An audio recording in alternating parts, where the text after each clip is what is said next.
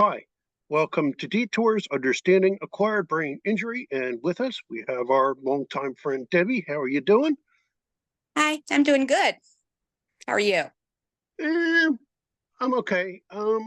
So today we're going to kind of do what we do with Julie and some of our others. We do kind of heartfelt conversations, just some chit chat about different like strategies that work for you. And, it's like, so we were talking earlier, I know about like rehab, ways to rehab at home and, things like that. And so I know you seem to have been doing a lot better, like with your memory and things like that. And you were talking about some stuff you did that helped you feel better. As far as your cognition, can you talk a little bit about that, like stuff you've done? I have been doing a lot. I have or cognitive behavioral therapy on Zoom, actually, with both Shepherds and Emory down here in Georgia, twice a week, and then I go in at least once every 2 weeks. Um, I do. I run again. So I'm training for a 5K in Mm. October. And so that is actually helping me a lot. Before my accident, I was a runner. And it was something that was really important to me, and something that had gotten taken away because I have autonomic dysfunction, which affects my parasympathetic nervous system, and that caused my brain to tell my heart that beating was an optional function. Mhm. And um, so I would run, and then my brain would say, "Hey, you know, let's stop beating," and I would pass out. And so it's taken me. I'm 5.5 years out from my accident, and it's taken me about this long to get to where I am now, um, where I can actually refer to me as me. Um, I am Debbie. There's no point, whatever. I'm Debbie. And so part of there in my accident, there was not a part of my brain that was not injured in some way. Um, a lot of the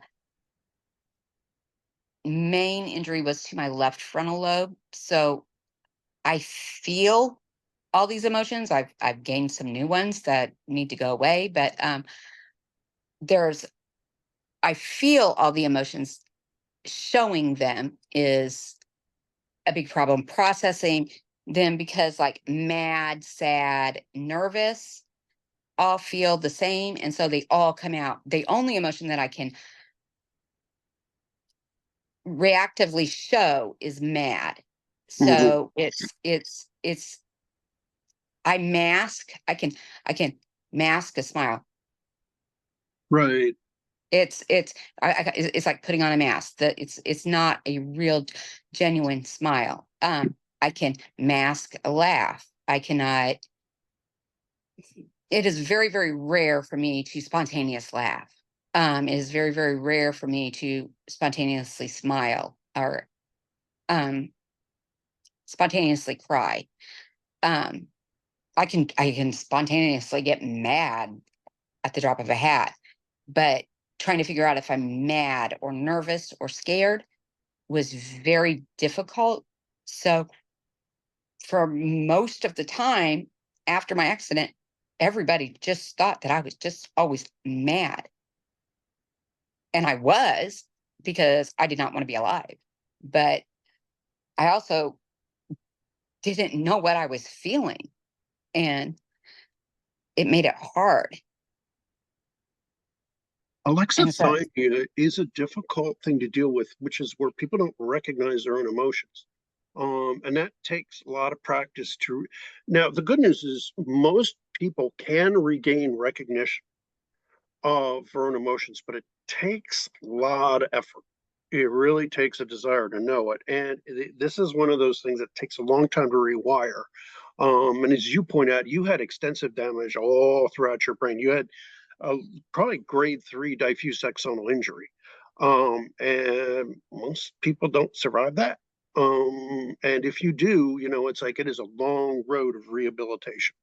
But you've done really well. And, it's like the one thing that I would say to a lot of, people, because their doctors will say, 2 years and you're done. It's not true.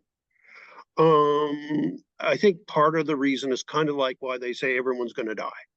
It's because they don't want to get their balls sued off. Pardon my French. I apologize, but that's the darn truth. The lawyers tell them, it's like if you promise somebody, oh, you'll do great, and you don't, they're afraid that, it's like they're going to get sued. And so, it's just one of them kind of things. And so it's better to be negative and have the family say, see, as opposed to you promised me that so and so would be able to walk, talk, and here it's 3 years and nothing. Much better to say the negative and, you know, The but also brain injury research is oh, so uh, archaic. It's in its infancy, and that is what's scary. I have had to go to 4 states yes. to get the treatment that I need. I have had to go to 4 states Mhm. to get the treatment that I need. And most people can't do that. Right. And well, no, actually, if you think about it, I've had to go to 5 states because I've also gone to Pennsylvania. So 5 states to get the treatment that I need to get where I am today. I, And if you've watched any of my 90% of the videos, people can't do that. if you recognize from my videos, I say I don't know an awful lot. And it's not because I haven't done my due diligence or read. It is because in the field, we don't know. We who study, it's like there just isn't. And here's why. Up till about 50 years ago, most people died. I did a survey, a quick informal survey amongst survivors and on our channel. And it's like how many needed, a ventilator, how, and I'm not talking about a big like a drinker respirator kind of, I'm talking about used like a Simvia small vent. How many needed multiple antibiotics? How many needed multiple surgeries? And when you start to add up all these things, majority needed that. And guess what? Like 50 years ago, forget it. About Well, 70% would have died. we're talking, I mean, 5.5 years ago was my injury and autonomic dysfunction. Right. Looking at my Oh records, yeah, your the type first is neurologist that I went to refused to believe that I had autonomic dysfunction due to a TBI. Absolutely refused. Almost killed me. If it wasn't for my boyfriend at the time rushing me to University of Kentucky Hospital, I would have died because my heart rate kept dropping so much. And then University of Kentucky Hospital had to call Pennsylvania and talk to them. the And cases that there, have because your type University are of Kentucky rare. Hospital, which was the best hospital in Kentucky, had never had a case of someone with autonomic dysfunction that had lived Parasympathetic. Right. with the parasympathetic nervous system who had lived. I found one article about the parasympathetic reaction. I found one journal article. One. That's a problem. It's It's usually just not, it's right. fatal. I'm hoping at some point we figure something, it's like, but since people have died up to like 50 years ago, one of the problems is then that there's not enough money invested because, well, they're going to die anyway. And so only recently, and you add that to another problem, which is the scanners, the MRIs, the CT scanners stuff, they've only popped up and been available in most hospitals since the 80s, the 90s. And so that stuff's within the past 30 years. We just don't have, we've only recently had the technology, and most don't have the resolution to see small microvascular and white matter tracts in the brain. This is a problem. Yeah. That So, I mean, it's it's ridiculous. This is the brain is the it runs every mhm, single system in our body. And still, I mean, I am learning the different systems in my body that the autonomic dysfunction is well, and just like I was diagnosed with migraine headaches, right, migraine headaches. I get down here and and every time I would have a migraine immediately following, I would have seizures like crazy. right. Um, Drum. I would get down here. I got down here. I was diagnosed with post traumatic encephalitis. What? I would get a migraine. They were not migraines. My brain started swelling. Right. You had edema. Did Nobody told me that even years after a brain injury, your brain can just say, "Oh, let's swell." It- it's even more possible if your choroid plexus, if you're not draining the fluid right. Many times after a brain injury, in about 10% of the cases, your brain doesn't drain the fluid efficiently or as well. And so what then happens is it's normal pressure hydrocephalus. You get swelling then, And they and put a yeah. shunt in. And So so basically, what you had was you had hydrocephalus. So you were not draining the fluid out of because you probably had damage to that structure, which is responsible for draining cerebrospinal fluid. And if somebody had actually read the MRI properly, I'm sorry, I'm not, no, nope, I'm not no, going no. further. I will not speak ill, but it's like, Oh, speak ill. I mean, but so this is a warning to families out there. what it and I'm A gonna neuroradiologist reads the MRI, CT scan, if you notice there's a change, symptoms, level of consciousness, if somebody starts to have other problems, or if they have a history, if they have seizures, because it is possible that there is edema due to hydrocephalus. Hydrocephalus, it's like depends, but that is very possible because, and you can see it on the MRI, but then ask for a neuro radiologist to read it. so now if I get a headache and it lasts longer than 2 days, immediately they put me on steroids immediately Mm, and increase my seizure meds. right. When the last time I had a headache that lasted weeks? When's the last time I had a seizure? I think when I Hopefully, had no. COVID the last time. But But, it's you know, oh, that's something else. Some seizures can cause your vital signs to bottom out too. There are my atypical seizures that crash your vital signs too. yeah, So, my seizures will cause my heart rate to drop down. When my heart rate drops down, I have a watch that I have to wear when I go to bed. My watch will immediately alert Emory and will mm, immediately Emory will alert EMS.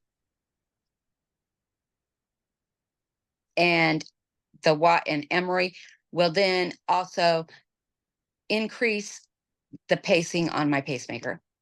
okay. Emory has an app that controls my heart. I am RoboCop. Yeah. Well, fortunately, Emory is a good, is a decent university. They, you know, like, and so, still, it's like, but seizures, this is something eventually I do want to talk about, is post-traumatic seizures. There's not necessarily a correlation between preventative for primary seizures, which you see usually within the first 7 days of a traumatic brain injury, and long-term seizures. So even if you're given seizure prophylaxis like phenytoin or fosphenytoin or valproic acid, which are the most common medications to prevent seizures, also Lamictal is pretty common too. That does not guarantee you will not have seizures later. You can present with seizures 2 to 3 years later, whether I think they my are seizure started 2 years after my head injury.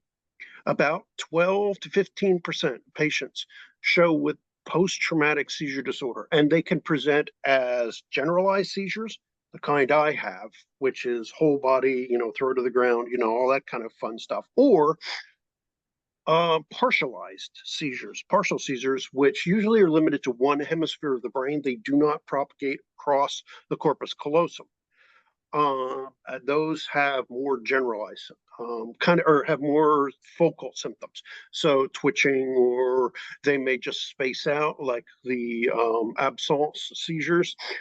Again, those are more like drop attacks. A person may flu, and they look a lot like adynamia, but there usually are also other signs. Like when they're finished, the patient will be extremely tired. And so, it's like that's a red flag too. So that versus adynamia, usually after an adynamic or neurodissociative event, they won't be dead tired. But if they're tired afterward, it's likely you're having seizures. And they may have hundreds of these in a day, absence type. That also can affect heart. You can have cardiovascular type events. You can have GI type seizures, which are really weird. But and it's like you may have ones that cause your personality to get strange for a moment or two, or cause hallucinations or kinds of other peculiar, which is why seizures is a whole other thing. But Yeah, yeah, I have frontal lobe seizures. They only mhm, happen in my sleep. right. And Um, that's typical. I have I'm told that I don't know, my nose twitches, which is weird. And only the right side of my body gets my whole body gets stiff, but like I will beat myself in the face evidently with my right fist. I bite my tongue, my eyes are Means why yeah, right and about here, right here in the motor strip, right here, and frontal motor strip, right about there. I have cussed people out in them. So it propagates down into the speech areas. Okay. I have no idea. I don't remember them. I don't remember the day after. No, that's not a surprise because you deplete your supply of neurotransmitters, the acetylcholine and likely glutamate. And if you do, there's some excitotoxicity with that, unfortunately. Um, I tend to smash my head when I have mine. Not good. Really not good. Well, another thing that is really great about down here is that now I have we call it the rules of five. If I have 5 seizures in 30 minutes, or if the seizure lasts more than 5 minutes, I now have a nasal thingy. They Oh, give okay. it in an IV in Mm. from EMS. I don't know what it's called. Um, There are a couple different drugs, but Valium is one of them, and they also have a variant of diltiazem, or not diltiazem, of it begins with an M. yeah. Oh, Manazol. midazolam. They give you midazolam. That's a variant of Valium. That is it's a benzo. It's a benzodiazepine. So, Sorry, if the rules of five, phenytoin. if Yes. and so Mm, my child has been taught to shove it up my nose, and if that doesn't work, call EMS. right. Saves me lots of trips to the hospital. Hmm. But that is the one that back when I ran EMS, we would give a shot of midazolam. If that didn't work, then we were looking at paralytics.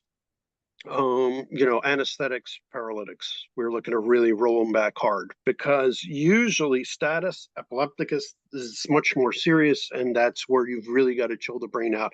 Pentobarbital, um, um, propofol, stuff like that, because then you really got to. But usually, most people with brain injury, it's unlike a patient with primary seizure disorder who where they have either they've inherited a genetic problem, and they have like a channelopathy, an electrochannelopathy, or they have something that's more fundamentally wrong with our brain. We will talk about that when we get into seizure disorders, because I definitely want to talk about that, because that is a significant problem for people with traumatic brain injury is seizure disorder. Like, really, it's fairly common. It's not as common as the post-traumatic headaches, but it sure is a big pain in the butt. Um, do you have any advice that you would give for people with, like, Don't don't give up.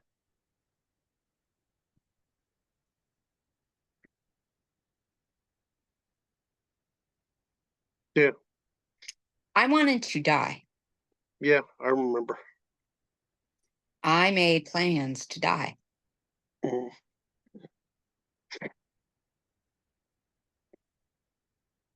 So did I. I I I started carrying them through. I had started carrying them through. I won't go into detail, Mhm, but I I journaled.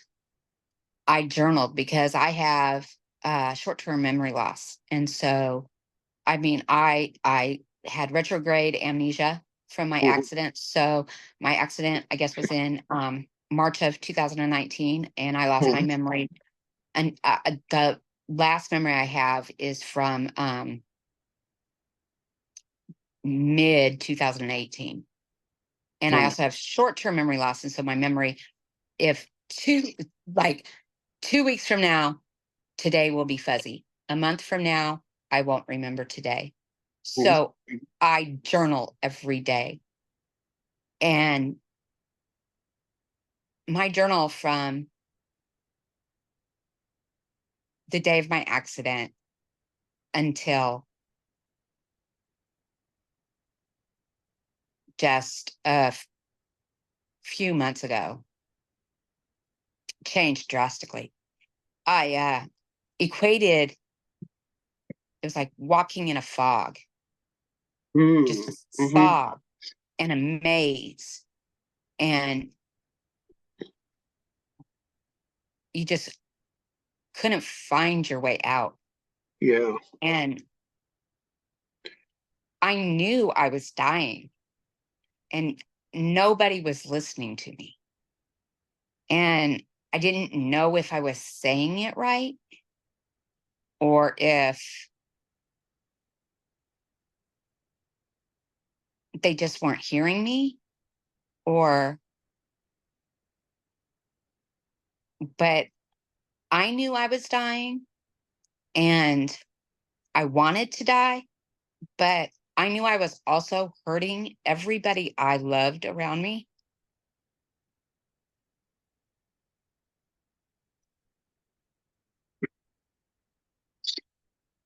I, it's like I owe my life to a railroad cop down in Philadelphia.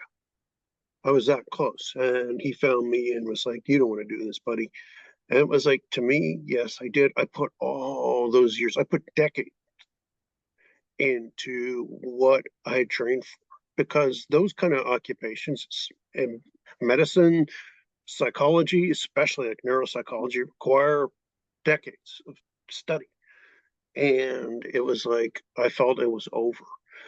And it took a couple whacks at it for me to realize I still had worth afterwards, because, it was like gray haze. When you were talking about filling in the fog and wandering around, I described those first 5, 10 years as a gray haze. I don't remember it really well. There are pictures of me sitting there drugged out because I had seizures as well. I had a small head injury before I had the big one, and I still think it probably contributed towards me having that accident. It's possible, but it was minor, and I only had partials before then. I didn't have any of the big ugly type, but I, it,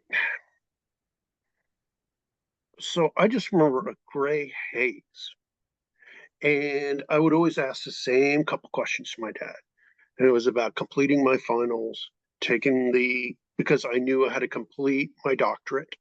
And, so I had to complete the project. And then I also had to finish up my thesis work. And so it was like, but it was the same thing over and over. And he'd always say the same thing to me: Mark, go to bed, go lay down. You're tired, go watch television, just whatever. I just, it just was like a gray mess. And, One or it thing I was would, like, well, go ahead. no, no, no, no, go. I would say one thing I did that I deeply regret. I hid a lot of what I couldn't do. I That came right hid up to me. Yeah. I hid that I couldn't recognize faces. I hid how hard everything was. I hid how that I couldn't understand exactly what everybody was saying. I hid that I couldn't read people. I Mhm, hid that I couldn't understand, that I couldn't sort through what I was feeling. I hid that I couldn't show my emotions. I mhm, hid that I got lost. I hid that I was falling downstairs. I mhm, hid as much as I could. I read in my journal that I went to an independent medical examination for workers' comp. mhm. And that doctor wrote in his report, I was probably the only person he ever examined that tried to fake not being hurt. And that is a problem too, though. I mean, it's like I faked, like I'm fine. This isn't, like at work and stuff like that, because I really wanted to do this. Really, really wanted to do this. I tried EMS. I had been practicing as an EMT for a long time before, but you know, it was like really important to go back. But I was having seizures. I wasn't fit, but I was determined to do it because it was something that gave me meaning. And Right. that's a warning, out there is like survivors still need meaning in their lives. You can't just park them away and say, well, they can't this, they can't that. No, they need meaning. You need to help them require that they mean something, because that's about, especially high functioning or people with high intelligence, no matter what's happened to them, they still need to feel meaning. And this is Well, something that gets forgotten. right. I'm going to say to the survivors, don't hide it. Yes, Be don't honest. hide it. You can't get help.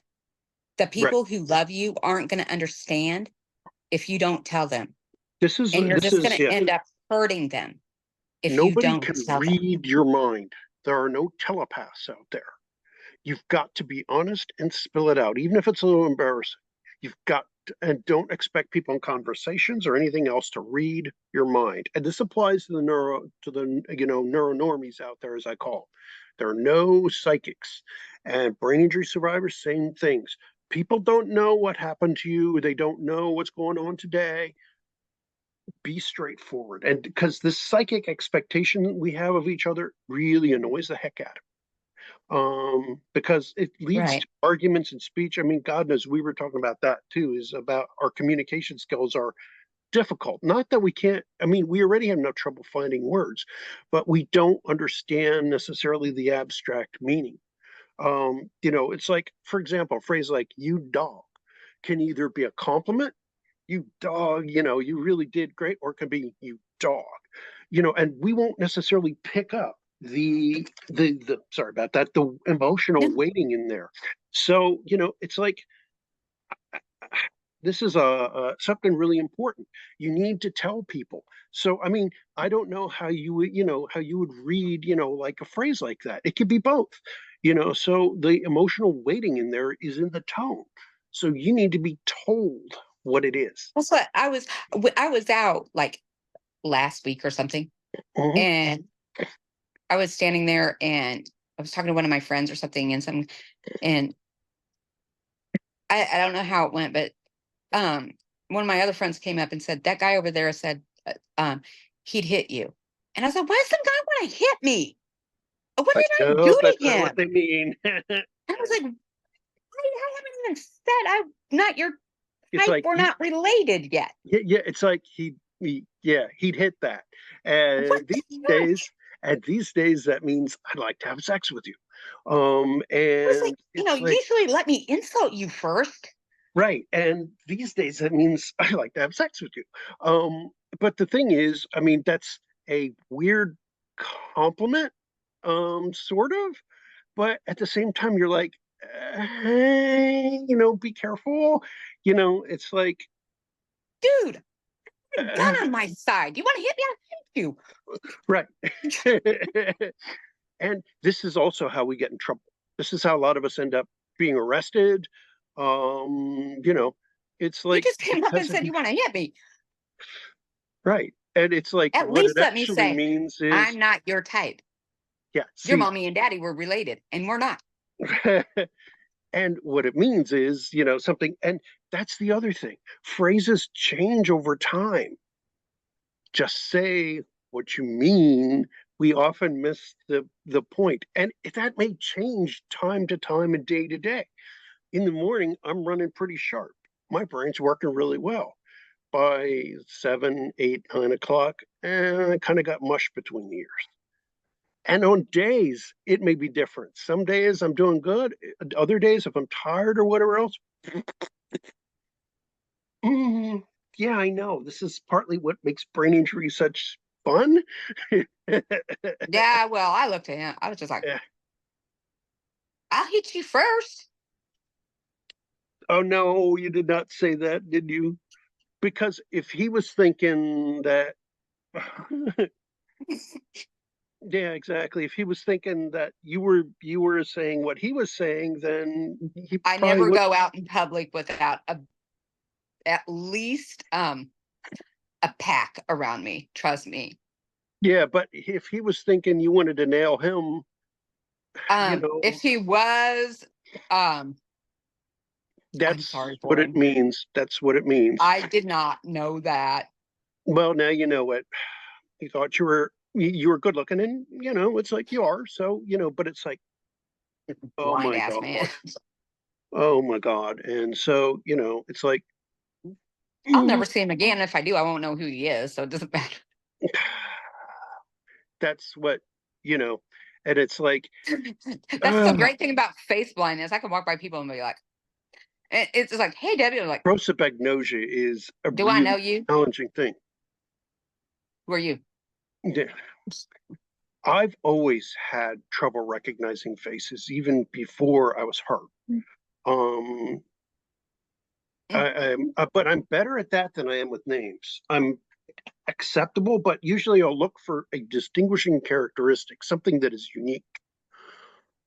And that helps. Glasses, do they have mole? It's like I've got this and I'm furry, so that would help, you know. Oh, please, Mark. 90% of the people in the world are furry now. Mm. I So I know I know what you do have the you mole and you're the and your name right down there says Mark Flat. If anybody else is using your thing, we're in trouble because I'm gonna sit here and talk to Mark and then they're gonna be like, my name's not Mark. And I know Stacy doesn't look like you, so we're good. what do you use then to identify me? I'm curious. How do you Your know mole. it's okay?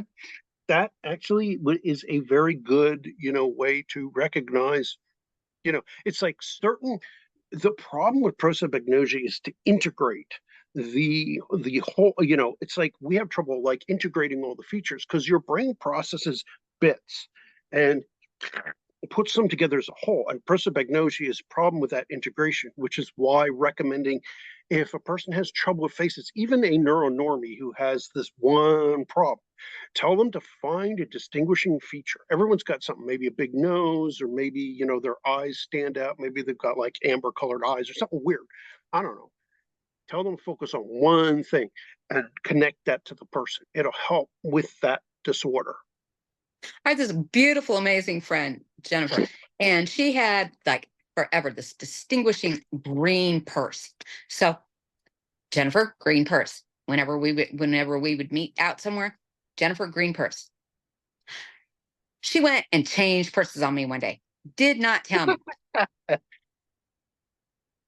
This is I why was you like, need to look oh, for that is something not nice. facial. Why you need to look or something they have like on their neck or whatever else.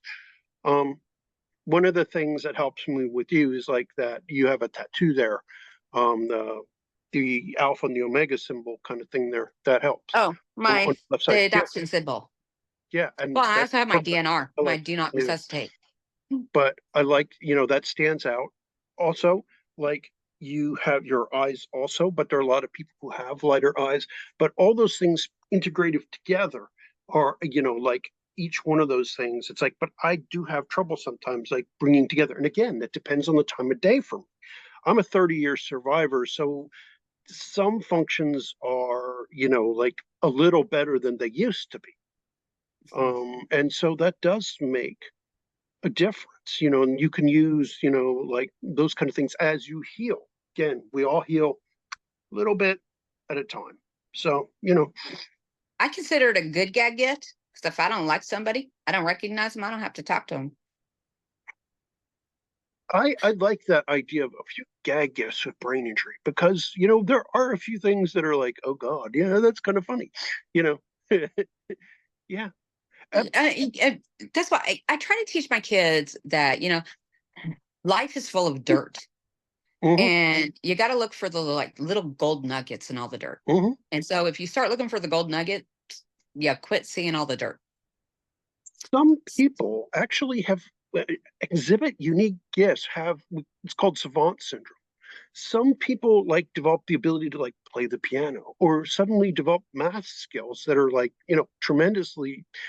It happens in a certain percent. We don't know exactly why. There's some hypotheses as to why, but after their brain injury are suddenly really good at playing the piano, or it's like being an autistic savant. It's Oh, the same God thing with forgot to brain do that injury. when he was handing out my gifts. Yeah. You know what? That's not fair. Okay, so so God's like handing out things, and when he was handing out gag gifts, he forgot to give me the ones that were like really awesome. I don't know. This I'm is gonna not have a well serious understood. conversation with him. Yeah. That's not On fair. that one, I would say, hey, He how come you? forgot to give me my bonus prize. He Yeah. just gave me the booby ones. Yeah. He did not give you the, hey, let's make you a math whiz or let's make Oh you a yeah, I need brilliant that one. author. We Oh have no yes. explanation as to why. This is a not just like savantism. Nobody knows why. It just is in some cases. I could be a comedian. I could stand up there and just with a straight face start cracking jokes, and people wouldn't know if I was like Yeah. because I don't smile. You did preserve a lot of your smarts, a lot of them. And My that smart ass. is that and that's definitely worth quite a bit.